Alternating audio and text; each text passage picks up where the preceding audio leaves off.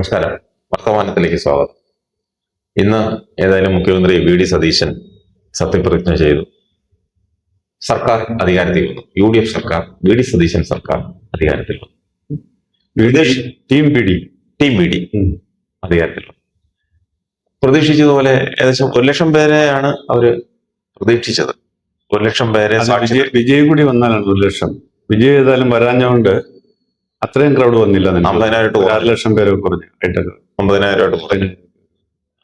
വിജയോട് വന്നിരുന്ന ചിലപ്പോ ഇവിടെ സ്റ്റാമ്പീഡ് ഉണ്ടായേനെ. നന്നായി ഏതായാലും പട്ടാളമൊക്കെ ഇറങ്ങേണ്ടി വന്നേനെ നിയന്ത്രിക്കാനേ.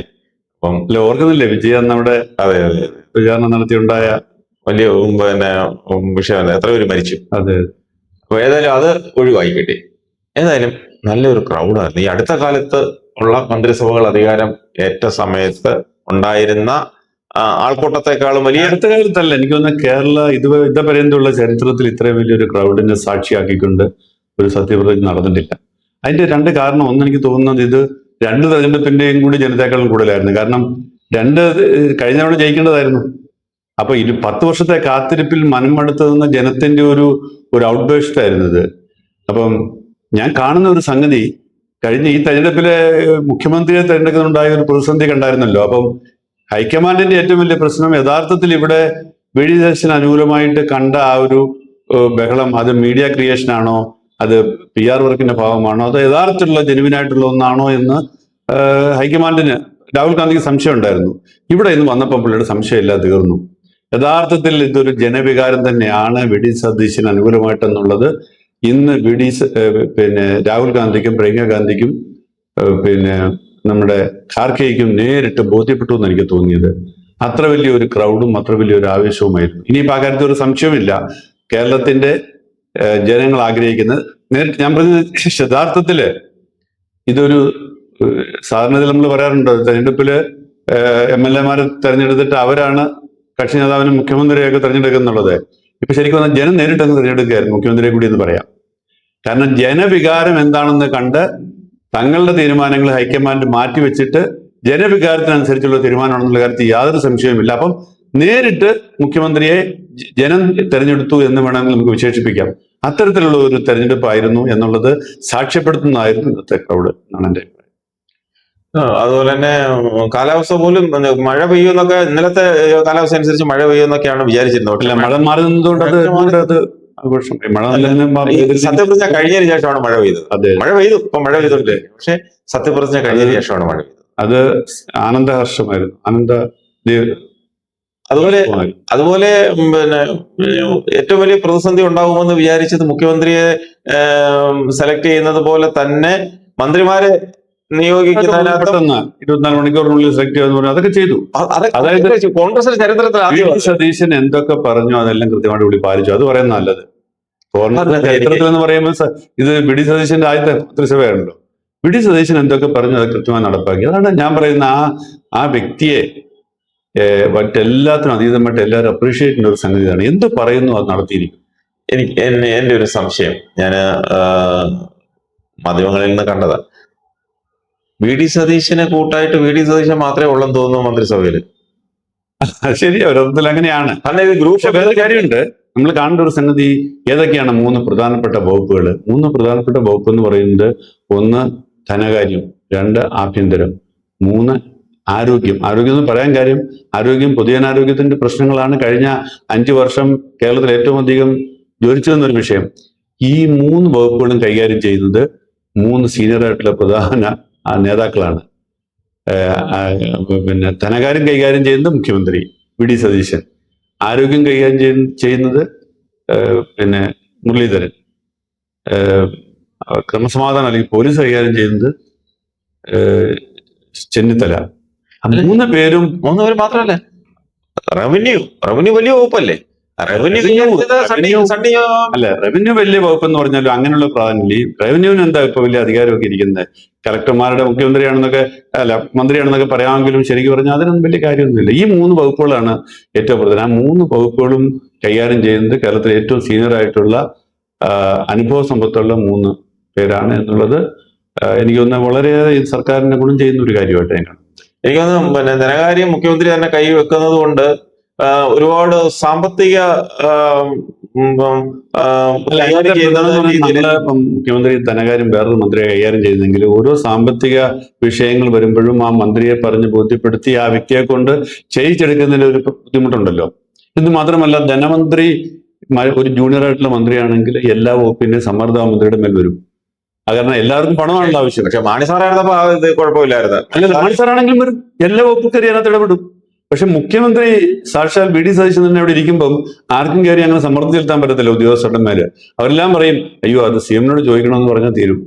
അപ്പൊ ധനകാര്യ വകുപ്പ് ശരിക്കും വി ഡി സതീശൻ കൈകാര്യം ചെയ്യുന്നത് പുള്ളിക്ക് അതൊരു നേട്ടവുമാണ്, പുള്ളിക്ക് ഒരു വലിയ സമ്മർദ്ദവുമാണ് എൻ്റെ അഭിപ്രായം. കാരണം ഒട്ടേറെ പുള്ളിക്ക് സമ്മർദ്ദങ്ങൾ നേരിടേണ്ടി വരുന്ന ഒരു വകുപ്പാണ്.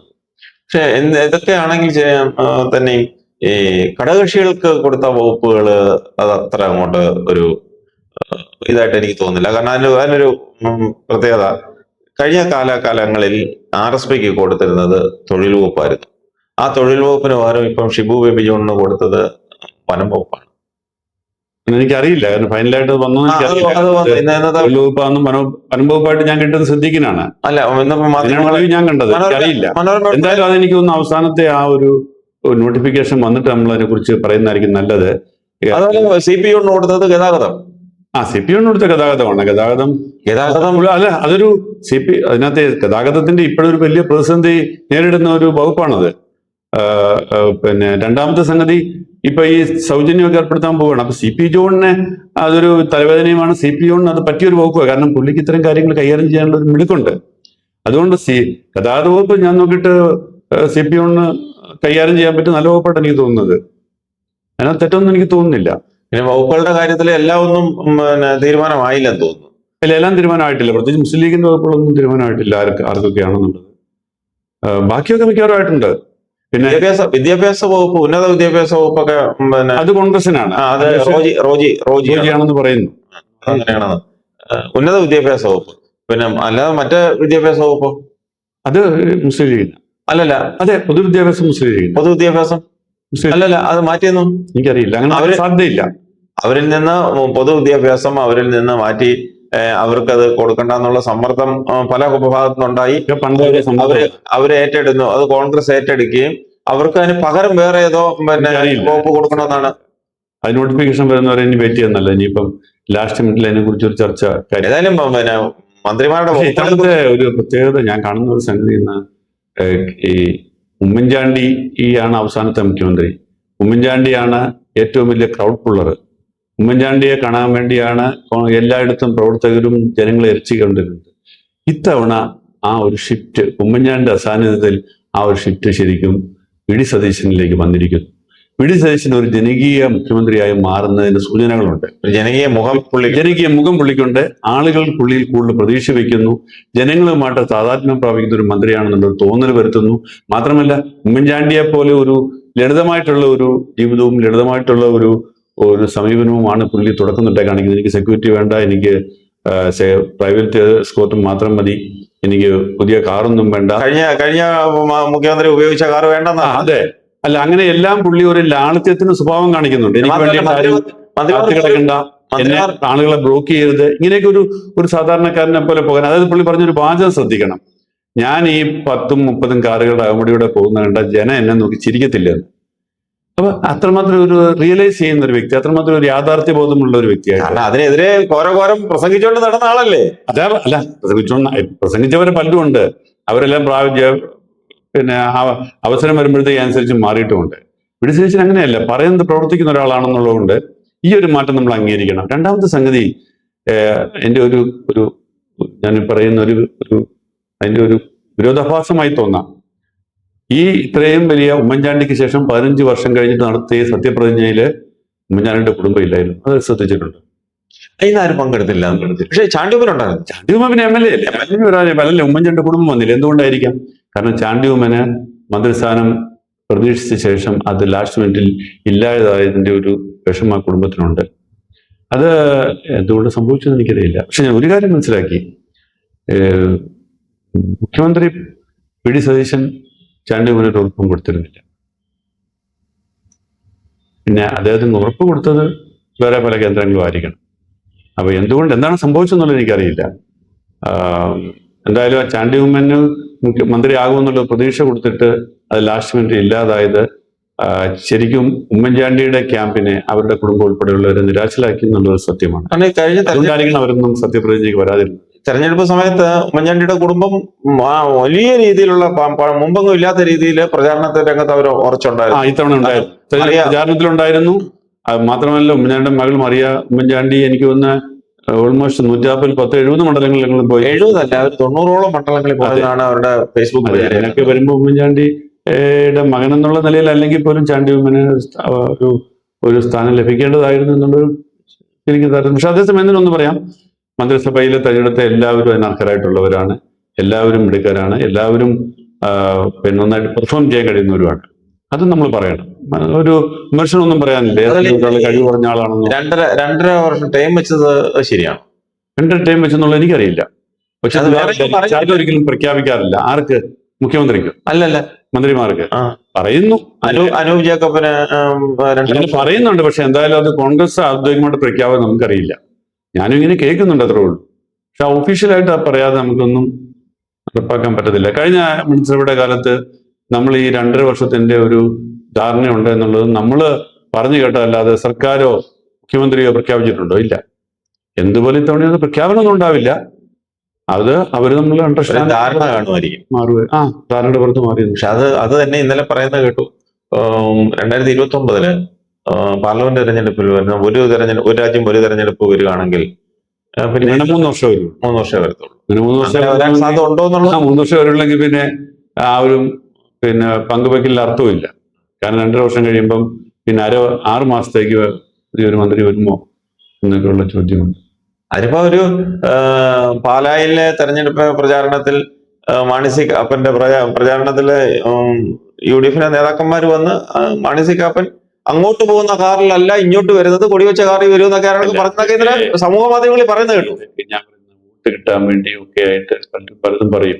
നമുക്ക് അറിഞ്ഞൂടെ, അവസാനം ഒട്ടേറെ സമ്മർദ്ദങ്ങളിലും ഒട്ടേറെ എന്താ പറയുന്ന കമ്മ്യൂണൽ ആൻഡ് ഈ ഏരിയ ഒക്കെ പരിഗണിച്ചിട്ട് പ്രാദേശിക താല്പര്യം സമുദായ താല്പര്യം ഇതെല്ലാം പരിഗണിച്ച് തീരുമാനിക്കുമ്പം പലരും ഔട്ടാവും. അത് പിന്നെ ചിലരോടുള്ള താല്പര്യങ്ങളും ഇതിനകത്തുണ്ട്. എങ്കിലും ഞാൻ ചോദിക്കുന്ന മോറോർലെസ് ഫെയർ ആയിട്ടുള്ള ഒരു മന്ത്രിസഭയാണിത്. വലിയ അനീതിയൊന്നും കാണിച്ചിട്ടില്ല. ചില കേസുകൾ ഇപ്പം ചാണ്ടി ഉമ്മന്റെ പോലെയുള്ള കേസിൽ അല്ലെങ്കിൽ സിദ്ദിഖിനൊക്കെ കൊടുത്തല്ലോ, സിദ്ദിഖിന് കൊടുത്തു. അതിനകത്ത് ഷാനിമോൾ ഉസ്മാനെ അക്കോമഡേറ്റ് ചെയ്തു. വാസ്തവത്തില് മുസ്ലിം കമ്മ്യൂണിറ്റിക്ക് മുസ്ലിം ലീഗിലൂടെയും കോൺഗ്രസിലൂടെയും നല്ല പ്രാതിനിധ്യം ലഭിച്ചിട്ടുണ്ട്. ക്രൈസ്തവ പ്രാതിനിധ്യം കിട്ടി. പക്ഷെ ഓർത്തഡോക്സ് സഭയ്ക്ക് വേണ്ട പ്രാതിനിധ്യം കിട്ടിയില്ല. ഓർത്തഡോക്സ് സഭയില് ശരിക്കും ഇത്തവണ 3 MLA-മാരുണ്ട് ഓർത്തഡോക്സ് സഭയിൽ നിന്ന്, സഭാപരമായിട്ട് ചിന്തിച്ചാല്. പക്ഷെ ഒരു മന്ത്രി പോലും ഉണ്ടായില്ല എന്നുള്ളത് നിർഭാഗ്യകരമാണ്. മാത്രമല്ല, താങ്കൾ ശ്രദ്ധിച്ചോന്നറിയില്ല, ഓർത്തഡോക്സ് സഭയുടെ പ്രധാനപ്പെട്ട ആളുകൾ ആരും മന്ത്രി സത്യപ്രതിജ്ഞ ചടങ്ങിന് എത്തിയിട്ടുമില്ലായിരുന്നു. കാര്യം ഓർത്തഡോക്സ് സഭ VD സതീശൻ മുഖ്യമന്ത്രിയാകാൻ വേണ്ടിയിട്ട് അവരിൽ ചില തീരുമാനമാരും ഒക്കെ രംഗത്ത് വരികയൊക്കെ ചെയ്തതാണ്. രമേശ് ചെന്നിത്തലയ്ക്ക് വേണ്ടി അല്ലേ വന്നു. പക്ഷെ ആരും സത്യപ്രതിജ്ഞയ്ക്ക് വേണ്ടിയില്ല. അതൊരു പോരായ്മയായിട്ട് ഞാൻ കണക്കാക്കുന്നുണ്ട്. കാരണം എന്ന് പറഞ്ഞാല് അത് അനവസരത്തിലുള്ള ഒരു സ്റ്റേറ്റ്മെന്റ് ആയിരുന്നു. അത് പാടില്ല. ഒരു വ്യക്തിക്ക് വേണ്ടി ഒരു വ്യക്തി അല്ല, അത് പാടില്ലായിരുന്നു. അത് ഒരു മുഖ്യമന്ത്രിയെ മുഖ്യമന്ത്രിയെ തീരുമാനിക്കുന്ന കാര്യത്തിൽ പരസ്യ പ്രതികരണം നടത്താൻ ഒരു സഭയുടെ ഒരു ഭദ്രാസനത്തിന്റെ അധ്യക്ഷൻ എന്നുള്ള നിലയിൽ, കോട്ടയം ഭദ്രാസനാധിപൻ ദിയസ്കോറസ് തിരുമേനിയാണ്. അദ്ദേഹം PRO-യും കൂടെ. അപ്പൊ സഭയുടെ ഔദ്യോഗിക വക്താവ് എന്നുള്ള നിലയിലാണ് അദ്ദേഹം പറയുന്ന കാര്യങ്ങൾ പൊതു സമൂഹത്തിൽ പ്രചരിക്കുന്നത്. സഭയുടെ വക്താവ് എന്നുള്ളത് മറന്നൊരു പക്ഷേ പാർട്ടി വക്താവായി പോകുന്നത്. അതാണ് അത് പാടില്ല. ഇതൊക്കെ അനവസരത്തിലുള്ള സ്റ്റേറ്റ്മെന്റുകളാണ്. അതൊക്കെ ചിലപ്പോൾ അത് ഞാൻ മനസ്സിലാക്കുന്നത് അതുപോലും ചാണ്ടി ഉമ്മന്റെ മന്ത്രിസ്ഥാനത്തെ ബാധിച്ചോ എന്ന് സംശയപ്പെടുന്നു. പക്ഷെ എന്തായാലും ഒരു കാര്യം ചെയ്യാം, അങ്ങനെയാണെങ്കിൽ ആ വക്താവായിട്ടാണ് പ്രവർത്തിച്ചെങ്കിൽ ഇനിയും സഭയുടെ വക്താവായിട്ട് അദ്ദേഹത്തിന് ചാണ്ടി ഉമ്മനെ ഒഴിവാക്കിയത് തെറ്റായിപ്പോ എന്ന് പറയാം. എന്തായാലും അത് മാത്രം ഒരു പോരായ്മ. പിന്നെ മാത്യു കുഴൽനാടനും മന്ത്രിയായില്ല. മാത്യു കുഴൽനാടനെ മന്ത്രിയാക്കുക എന്ന് പറഞ്ഞാൽ അതിപ്പം എല്ലാവരോടും മന്ത്രിയാക്കാൻ പറ്റില്ലല്ലോ. അത് അപ്പൊ അങ്ങനെയാണെങ്കിൽ ഒരുപാട് പേരുണ്ട്. ഒരുപാട് പേരുണ്ട്. തൃത്താലയിലെ നമ്മുടെ VT ബൽറാം. ബൽറാമിന്റെ വലിയ സംഘടന, ബൽറാം മന്ത്രിയാകേണ്ട വ്യക്തിയായിരുന്നു. പിന്നെ കഴിവും അതിനുള്ള പ്രാപ്തിയും പിന്നെ സീനിയോറിറ്റി ഉള്ള ആളാണ്. സീനിയോറിറ്റി ഉള്ള അങ്ങനെ പലരില്ലേ. രമ്യ ഹരിദാസിന് കൊടുത്തുകൂടായിരുന്നു? ഹരിദാസ് പിന്നെ ഒരു പിന്നെ MP ആയിരുന്നു, അത് കൊടുക്കാമായിരുന്നു. ഹരിദാസിന് വിൻസെന്റിന് കൊടുത്തുകൂടായിരുന്നോ? വിൻസെന്റ് എത്രാമത്തെ തവണ? വിൻസെന്റ് ശരിക്കും അർഹിക്കുന്നുണ്ടായിരുന്നു. തിരുവനന്തപുരത്തുനിന്ന് വിൻസെന്റിന് കൂടെ മന്ത്രിയാവുമെന്നാണ് എല്ലാവരും പ്രതീക്ഷിച്ചത്. പക്ഷെ ഒരു സമുദായത്തിന്റെ പ്രതിനിധി. പക്ഷെ മാത്രമല്ല കഴിഞ്ഞ തവണത്തെ ഇടതുപക്ഷത്തിന്റെ ആ കൊടുങ്കാറ്റില് ഇവിടെ തെളിഞ്ഞുന്ന ഒരേ ഒരു തിരിയാണ് വിൻസെന്റിന് അവഗണിച്ചത് വലിയ കഷ്ടമായിപ്പോയി. പ്രമുഖ നേതാവായ പിന്നെ ശക്തൻ വന്നില്ല. ശക്തൻ സീനിയർ ആയിരുന്നു. ശക്തനെ എങ്ങും ആക്കിയില്ല. അതിന്റെ ഒരു പൊട്ടത്തരം ഉണ്ടായതായിരിക്കും. അതൊരു നാടാർ സമുദായത്തിന്റെയും കൂടെ ഒരു പ്രതിനിധിയാണ്. അപ്പം അദ്ദേഹത്തെ തഴഞ്ഞു. പിന്നെ ശശി തരൂർ എന്താ കണ്ടില്ലല്ലോ? ശശി തരൂരിന് റോള് കഴിഞ്ഞില്ലേ, ഇനിയിപ്പോ ഇവിടെ എന്താ റോള്? അതുകൊണ്ട് പുള്ളിയെ പ്രത്യേകിച്ച് ആരെങ്കിലും ക്ഷണിച്ചോന്ന് എനിക്കറിയില്ല. പറഞ്ഞൊന്ന് വിളിച്ചു കാണും. പക്ഷെ തരൂർ അവിടെ വന്ന് പുള്ളിക്ക് എന്തെങ്കിലും നേരത്തെ വല്ല പ്രോഗ്രാം ഉണ്ടായിരുന്ന ഈ അറിയില്ല എന്താണ്. തരൂരിന്റെ അസാന്നിധ്യം എന്തായാലും മുഴിച്ചു നിന്നല്ലേ? അതെ, തരൂരിനെ അവിടെ കണ്ടില്ല. ഏതായാലും നമുക്ക് കാത്തിരിക്കാം. വകുപ്പുകളെല്ലാം ഒന്ന് തീരുമാനമാവട്ടെ. ഗസറ്റ് നോട്ടിഫിക്കേഷൻ വരുമ്പോൾ നമുക്ക് അത് ഉറപ്പിക്കാം. അതുവരെ ഊഹാപോഹങ്ങളേ ഉള്ളൂ. ഏതായാലും നമുക്ക് പുതിയ മന്ത്രിസഭ നല്ലൊരു ടീമാണ്. VDS ടീം അല്ലെ, VD സതീശൻ ടീം. UDF ടീമിന് പകരം VDS ടീം നല്ല ഇതില് നന്നായി ജനാഭിലാഷങ്ങൾ അതെ നിറവേറ്റട്ടെ. ഒരു ജനകീയ സർക്കാർ. ഇന്ദിരാഗാന്ധി ഗ്യാരണ്ടി പദ്ധതികളൊക്കെ നടപ്പാക്കണ്ടേ? വലിയ ഉത്തരവാദിത്തങ്ങളാണ്. കാത്തിരിക്കാം. ഏതായാലും കാത്തിരിക്കാം.